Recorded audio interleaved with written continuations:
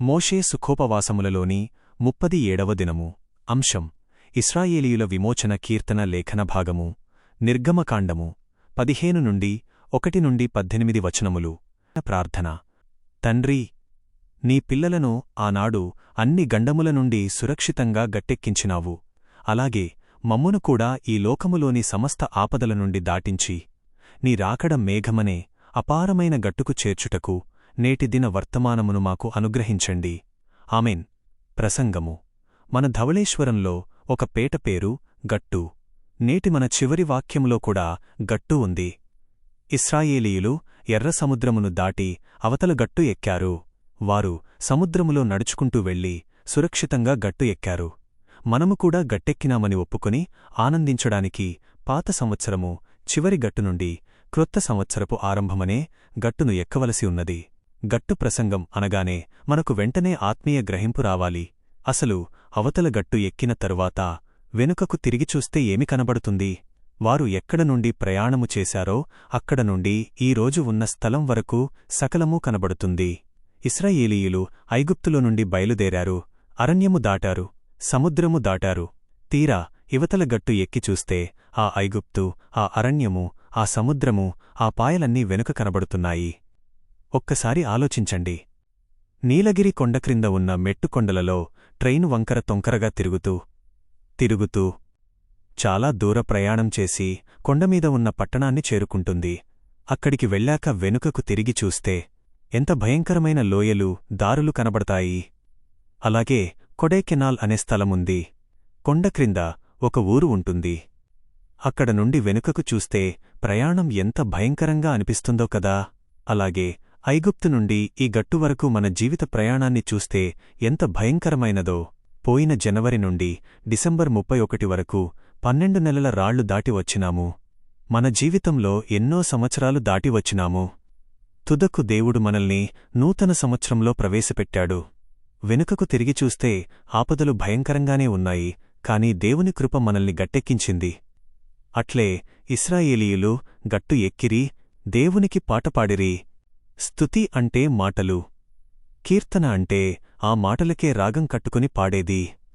ఆ కీర్తనను స్వరపరిచి కట్టినవారు మోషే, భక్తితో పాడినవారు ఇశ్రాయేలీయులు. మోషే అక్క, ఆమె చెలికత్తెలు అందరూ కలిసి దేవునికి స్తుతికీర్తనలు పాడారు. ఐగుప్తులో 1వ గండం, 2వ గండం, 3వ గండం, దాని తర్వాత ఎర్ర సముద్రము దగ్గర మరొక పెద్ద గండం. వీటన్నింటినీ దేవుడు దాటించుకుంటూ తీసుకువచ్చాడు. దేవుడే తమను గట్టెక్కించాడు గనుక వారు హృదయపూర్వకంగా దేవుణ్ణి స్తుతించారు. దేవుడు మిమ్మల్ని కూడా సమస్త గండముల నుండి తప్పించి తన కృపగల గట్టున నిలబెట్టునుగాక. ఇశ్రాయేలీల జీవితాల్లో దేవుడు దాటించిన ఆ 4 భయంకరమైన గండములను ఒకసారి జ్ఞాపకం చేసుకుందాం. 1వ గండము.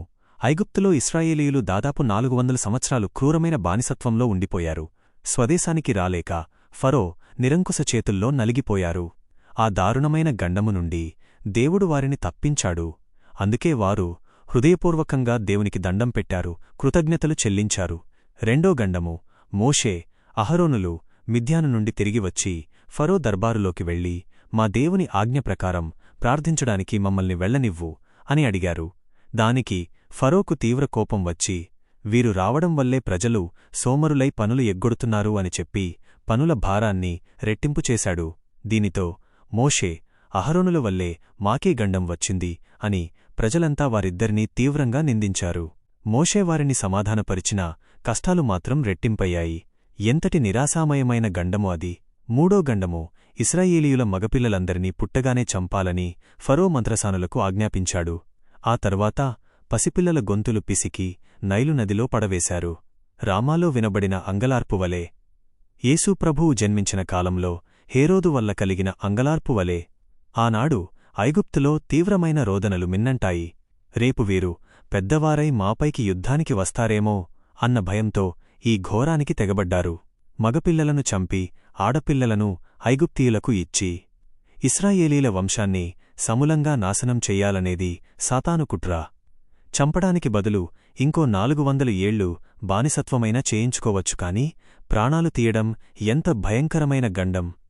ఆ భయంకర గండం నుండి దేవుడు కాపాడాడు గనుకే వారు ఈనాడు ఎన్ని కీర్తనలైనా పాడగలరు. నాలుగో గండము ఇశ్రాయేలీయులు ఐగుప్తు దాటి వెళుతుండగా ఫరో తన రథాలు అపార సైన్యంతో వారిని వెనక్కి పట్టుకురావడానికి తరుముకొచ్చాడు. 6,00,000 కాలబలాన్ని, మోసే ఆస్తిపాస్తులను, చివరికి పిండి పిసికే తొట్లతో సహా వెళుతున్న ప్రజలను ఆయుధాలున్న సైన్యం వెంటాడింది. ముందు చూస్తే దాటలేని ఎర్ర సముద్రము, వెనుక చూస్తే ఫరో రథసేన. ప్రజలు దిక్కుతోచక మోషేమీద మూల్గడం మొదలుపెట్టారు. ఒకవైపు కొండలగండం, మరోవైపు సముద్రగండం. కాని అక్కడ ఒక ఆశ్చర్యం జరిగింది. దేవుడు సముద్రంలో పాయలు చేసి మార్గమిచ్చాడు. ఇశ్రాయేలీయులు విశ్వాసంతో ఆ పాయలో నడిచి అవతలికి వెళ్లారు. కాని ఐగుప్తీయులకు కూడా విపరీతమైన అంధవిశ్వాసం కలిగింది. వారు వెళ్లగాలేనిది మనమెందుకు వెళ్లలేము, మనమూ వెళతాం అని అహంకారంతో సముద్రపు పాయలోకి దిగారు. ఒక రథం దిగింది, వెనుకే మరియొకటి దిగింది. సైన్యమంతా సముద్రపు అడుగు భాగానికి చేరుకుంది. వారి రథాల చక్రాలు ఊడిపోయి ప్రయాణం భారమైంది. అప్పుడు దేవుడు మోషేతో అన్నాడు, మోషే, నీ కర్రను సముద్రమువైపు చాచు.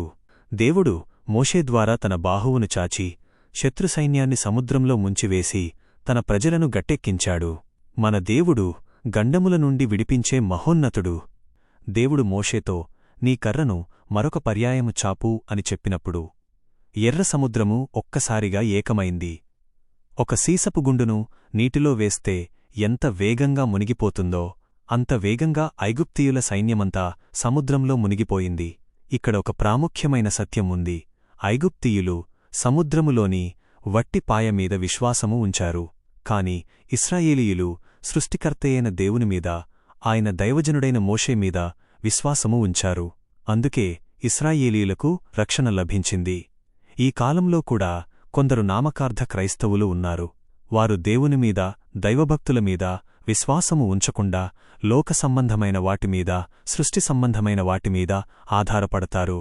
ప్రకటన గ్రంథం 6వ అధ్యాయం ముగింపులో కొందరు కొండలను, బండలను చూసి మామీద పడి మమ్మల్ని దాచండి అని ప్రార్థిస్తారు. ఆ ప్రార్థన కొండలకు వినబడుతుందా? వారు అంత గొప్ప విశ్వాసంతో చేసినా ఐగుప్తీయులలాంటి ఆ విశ్వాసం వల్ల రక్షణ లేదు. సృష్టిమీద కాదు, సృష్టికర్తయైన దేవుని యందు విశ్వాసముంచినప్పుడే రక్షణ. ఇశ్రాయేలీయులు దాటిన 5 భయంకరమైన గండములు: బానిసత్వ గండము, 400 ఏండ్ల క్రూరదాస్యము, ఫరో కోపగండము, రెట్టింపైన కష్టాల భారం, శిశుహత్య గండము, పసిపిల్లలను నదిలో పడేసిన ఘోరం, అరణ్యగండము, దిక్కుతోచని ప్రయాణం, సముద్రగండము, ముందు సముద్రం, వెనుక శత్రు సైన్యం. ఈ 5 గండములను దేవుడు తప్పించాడు. ఐగుప్తీయులేమో నీటిలో సీసపు గుండులా మునిగిపోగా ఇశ్రాయేలీయులు సురక్షితంగా గడచి గట్టెక్కారు. అందుకే వారు ఆనందంతో ఈ కీర్తన కట్టుకొని పాడారు. విమోచన కీర్తన మరియు దేవుని ఉపకారములు. ఈ కీర్తనకు విమోచన కీర్తన అని పేరు. ప్రకటన గ్రంథంలో పరలోకంలో చేరిన విశ్వాసులు కూడా దేవుని స్తుతిస్తూ ఈ మోషే కీర్తననే పాడతారని రాయబడియున్నది.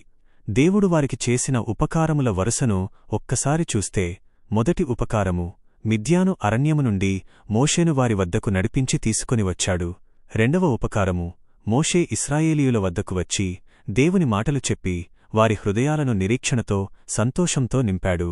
మూడవ ఉపకారము, పస్కా పండుగను ఆచరించమని చెప్పాడు. గొర్రెపిల్ల రక్తాన్ని ద్వారబంధాలమీద పూశారు. గొర్రెపిల్ల రక్తము మనకున్నది, ఇక ఏ కీడు మన దరిచేరదు అనే విమోచన నిశ్చయతను, అపరిమితమైన సంతోషాన్ని దేవుడు వారికిచ్చాడు. నాల్గవ ఉపకారము, ఐగుప్తీయుల నుండి ఎరువు తెచ్చుకున్న వెండి, బంగారు నగలు. సాధారణంగా ఏ స్త్రీ కూడా తన నగలను ఇతరులకు ఇవ్వదు. కాని ఐగుప్తు స్త్రీలు ఇశ్రాయేలీలకు సమస్తము ఇచ్చివేశారు. ఒక పెండ్లి కుమార్తెను అలంకరించినట్లు దేవుడు తన ప్రజలను ఐగుప్తు సంపదతో అలంకరించి బయటకు నడిపించాడు. ఎంత గొప్ప ఉపకారము! దేవుడు ఐగుప్తీయుల రథముల చక్రాల చీలలను వదులుచేసి అవి ఊడిపోయేలా చేశాడు. వారు ఇశ్రాయేలీయులను తరుముదామనుకున్నారు కాని వారి రథాలే కదలకుండా పోయాయి. అంతేకాదు, దేవుడు మోషే ద్వారా ప్రజలకొక గొప్ప ధైర్యాన్నిచ్చాడు. ఆనాడు భయపడుతున్న ప్రజలందరితో మోషే అన్నాడు, మీరు భయపడకుడి, ఊరక నిలుచుండి, యెహోవా మీకు నేడు చెయ్యు రక్షణను చూడుడి. మీరు నేడు చూచిన ఐగుప్తీయులను ఇకనెన్నడును చూడరు. ఎంత గొప్ప మాట!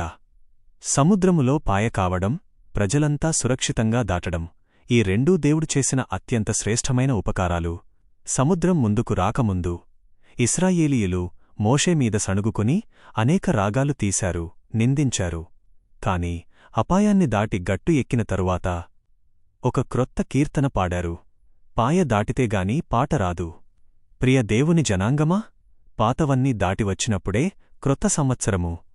సమస్త గండములను దాటించి నూతన సంవత్సరంలోనికి ప్రవేశపెట్టిన దేవునికి వారు ఆనందంతో క్రొత్త కీర్తన పాడారు. అప్పుడు ప్రతి ఒక్కరూ ఏకకంఠంతో దేవుణ్ణి స్తుతించగలిగారు.